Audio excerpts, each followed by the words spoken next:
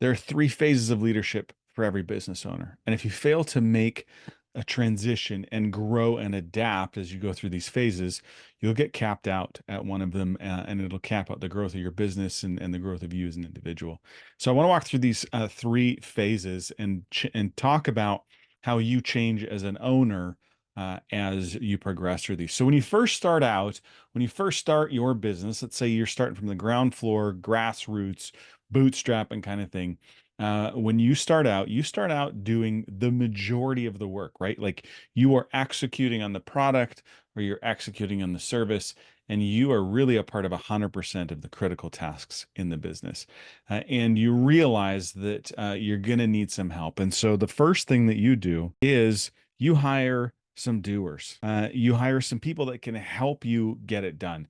And when it comes to coaching, which is your role as a leader in the organization, you coach them on doing, right? You say, this is exactly what I want you to do. This is how I want you to do it. And you walk them through exactly how you want them to execute. And that is great. And that you get some help and it increases your capacity. But your capacity will only be so big. It'll cap out at a certain point because you can't do all of that training. You can't manage all of the rest of the business and keep growing. And you'll probably sense a level of frustration that it's just so hard to keep these guys motivated. And every time we turn over staff and I have to train somebody new, it's just making me crazy. Well, that might be the point at which you may need to hire a manager. If your business has grown enough that you can make that hire, then you're going to hire a manager.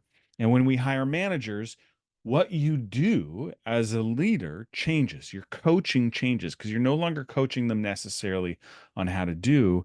Now you're coaching them on how to manage, right? You're coaching that manager on how do you motivate this team? You're coaching that manager on what kind of training you want to happen and what you want the service to look like, but you're doing it by training the manager how to manage, not necessarily sitting down with every employee and teaching them how to do it, right?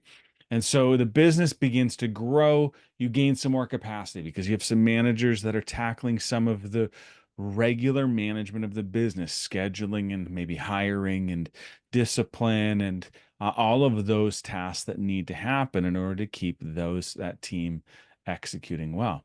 But that you'll reach a cap on that again because you will still be having to manage all of the major decisions, even in areas that have outgrown your capacity.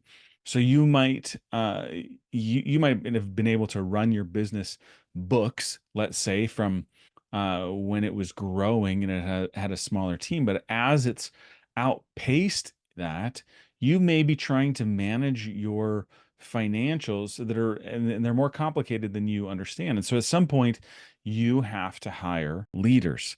And when you hire leaders, these are people that are making decisions in your absence. You might still be making 30% of the critical decisions in the business, but they are really making decisions on how execution is going to happen.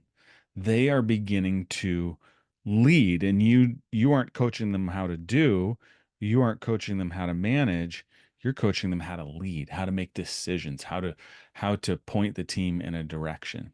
And so as you transition through these three phases, you begin to give up some control, but you begin to increase your capacity and you get to focus on the 20 or the 30% of the business that you are most effective in. And you get to put your energy into that. So transitioning through these well will increase your capacity and increase your output.